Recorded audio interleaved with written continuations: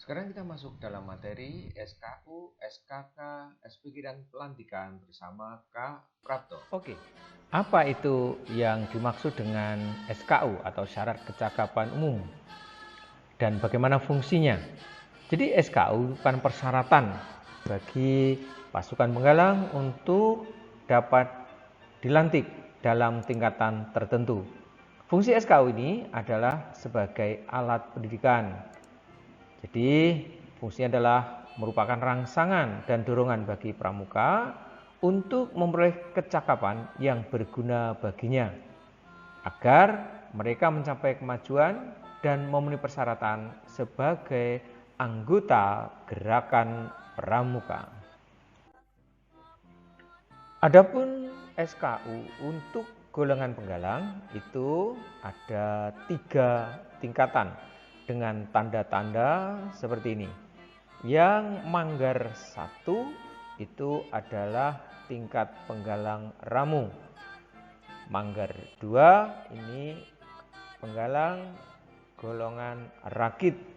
Kemudian kalau 3 ini adalah tingkat penggalang terap. Tanda ini disebut dengan tanda kecakapan umum dan diberikan setelah mereka dapat memenuhi persyaratan di SKU dalam tingkat-tingkat tersebut.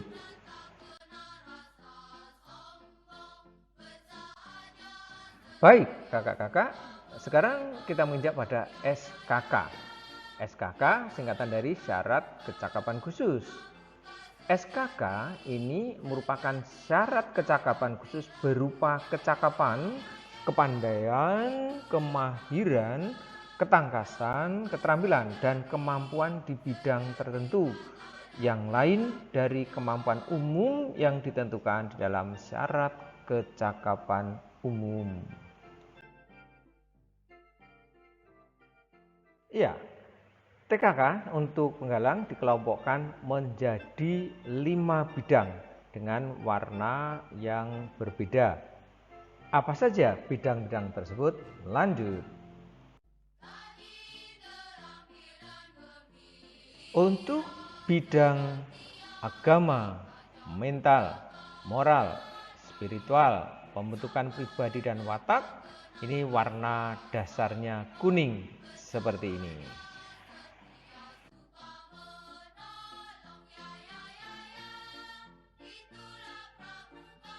Sedangkan warna merah ini adalah tanda kecakapan khusus bidang patriotisme dan seni budaya. Nah, sekarang bagaimana dengan TKK yang berwarna hijau? TKK yang berwarna hijau ini adalah TKK di bidang keterampilan, kemudian juga di bidang pembangunan. Ya, warnanya dasar adalah hijau. Bagaimana dengan yang berwarna dasar biru seperti ini? TKK yang berwarna dasar biru adalah TKK bidang sosial, peri kemanusiaan, gotong royong, ketertiban masyarakat, perdamaian dunia, dan lingkungan hidup.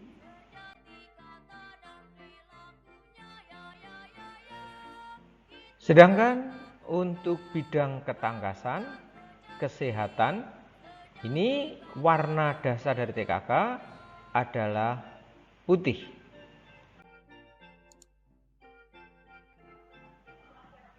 Kalau tadi penggolongan tanda kecakapan khusus, sekarang tingkatan untuk tanda kecakapan khusus pramuka penggalang. Dibagi menjadi 3 tingkatan. Yang pertama adalah tingkat purwa. Ini TKK-nya berbentuk lingkaran. Kemudian yang kedua adalah tingkat madya. Ini berbentuk bujur sangkar. Dan yang ketiga adalah tingkat utama. TKK-nya berbentuk segi 5 beraturan.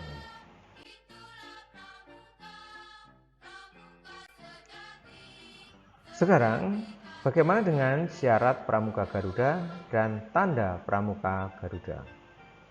Kakak-kakak, seorang yang telah menyelesaikan syarat pramuka Garuda disebut sebagai pramuka Garuda. Mereka adalah seorang pramuka yang dapat menjadi teladan dan berhak menyandang tanda pramuka Garuda. Perlu menjadi perhatian kita bersama tentang pengujian SKU, SKK, dan SPG.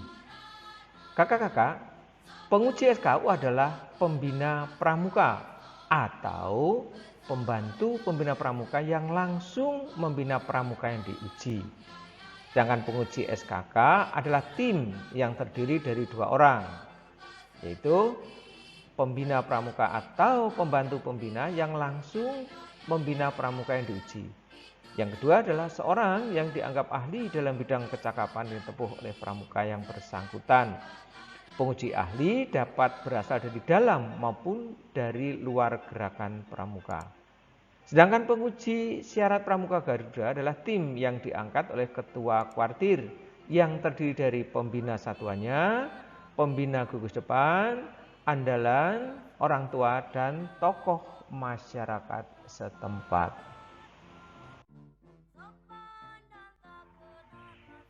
Nah, sekarang apa tugas pembina pramuka berkaitan dengan SKK, SKU, TKK, dan TKU?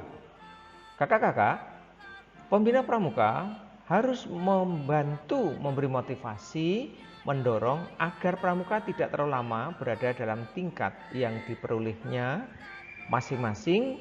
Mereka harus segera menyelesaikan SKU berikutnya. Kemudian pembina pramuka sebaiknya selalu mendorong supaya pramuka pemilik TKK selalu membina diri sehingga kecakapannya tetap bermutu dan memotivasi terus-menerus agar mereka memiliki TKK yang lain. Kemudian pembina pramuka juga berkewajiban untuk dapat memberi keterangan tertulis yang sesungguhnya tentang diri peserta didik, utamanya bagi mereka yang dicalonkan sebagai pramuka Garuda. Nah, kakak-kakak, yang perlu menjadi perhatian kita juga adalah bagaimana cara menguji SKU dan SKK. Ujian dilaksanakan secara perorangan, 1 demi 1, tidak secara berkelompok. Seandainya terdapat mata ujian yang dilakukan secara berkelompok, itu bisa misalnya baris berbaris, berkebun, tetapi penilaian tetap dijalankan perorangan. Sekali lagi, penilaian tetap dijalankan secara perorangan. Kemudian, mata ujian ditentukan oleh peserta didik yang diuji. Tidak harus berurutan di SKU maupun SKK dan dilaksanakan dalam bentuk praktek secara praktis. Kemudian waktu ujian ditentukan sesuai dengan kesepakatan antara pembina atau pembantu pembina dengan yang diuji. Kemudian berikutnya, penguji hendaknya berusaha agar proses ujian itu juga dirasakan oleh peserta didik sebagai proses pendidikan yang menyenangkan dan dapat meningkatkan pengetahuan dan pengalamannya. Kemudian penguji hendaknya memperhatikan batas-batas kemampuan mental, fisik, dan inteligensia, emosi, dan jiwa sosial pramuka yang diuji. Penguji juga hendaknya memperhatikan ikhtiar, ketekunan, dan kesungguhan yang sudah dijalankan oleh yang bersangkutan. Kemudian penguji membubuhkan paraf atau tanda tangannya pada daftar mata ujian SKU milik pramuka yang diuji setelah ujian tersebut dinyatakan lulus. Sekarang bagaimana untuk menguji pramuka Garuda? Yang pertama, penilaian atas calon pramuka Garuda dilakukan perorangan. Sekali lagi, dilakukan perorangan. Yang kedua, di dalam memberikan penilaian seorang calon pramuka Garuda, tim penilai hendaknya memperhatikan keadaan lingkungan setempat, keadaan dan sifat calon pramuka Garuda. Sekiranya perlu keterangan tertulis dari pihak-pihak yang punya sangkut paut dengan kegiatan calon pramuka Garuda.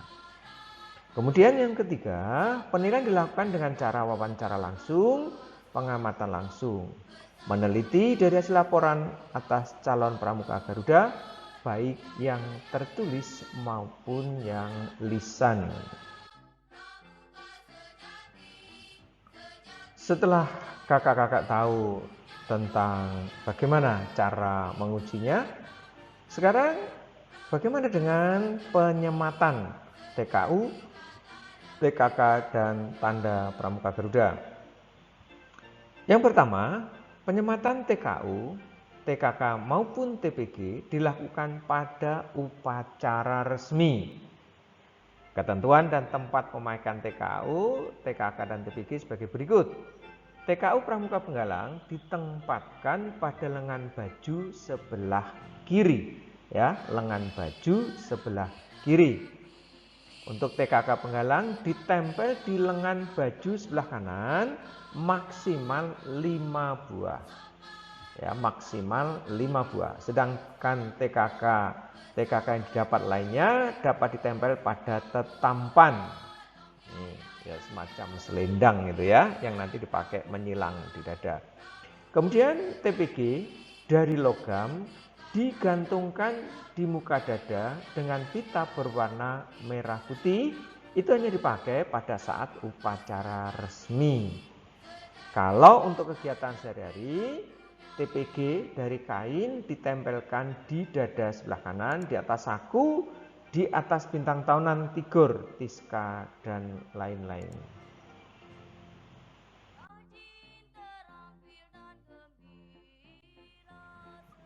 Dan sekarang kita masuk di dalam pelantikan di pasukan Penggalang. Kakak-kakak, jangan pernah lupa bahwa sebenarnya pelantikan itu adalah sebagai alat untuk pendidikan. Berikut ini adalah langkah-langkah dalam proses pelantikan. Awalnya, kakak harus melakukan persiapan, meliputi persiapan mental, yakni persiapan peserta didik agar dengan sukarela mau mengucapkan janji Satya Pramuka, serta dilakukan dengan ikhlas dan mau mengamalkan dalam kehidupan sehari-hari. Kemudian juga perlu adanya persiapan fisik, yaitu persiapan yang berupa peralatan-peralatan dalam pelantikan. Di antaranya adalah bendera merah putih, standar bendera, tanda-tanda pelantikan meliputi TKU, TKK maupun TPG, dan alat-alat penunjang lainnya.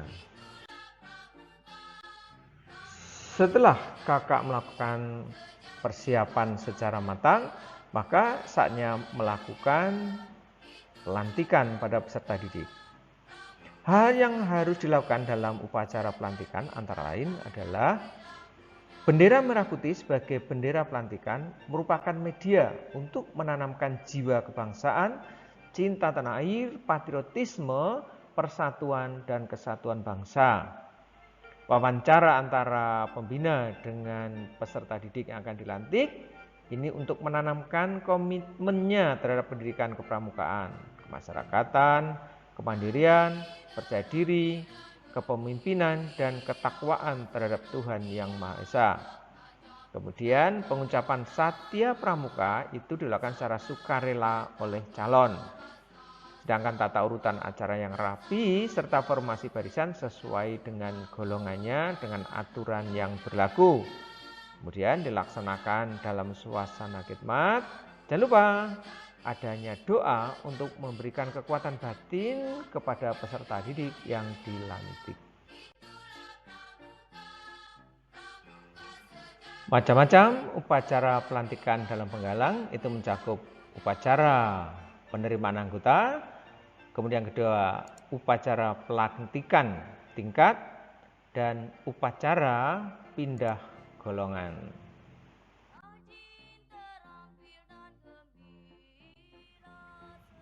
Demikian untuk paparan kami kali ini.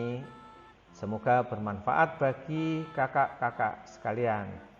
Selamat menerapkannya di gugus depan masing-masing. Thank you.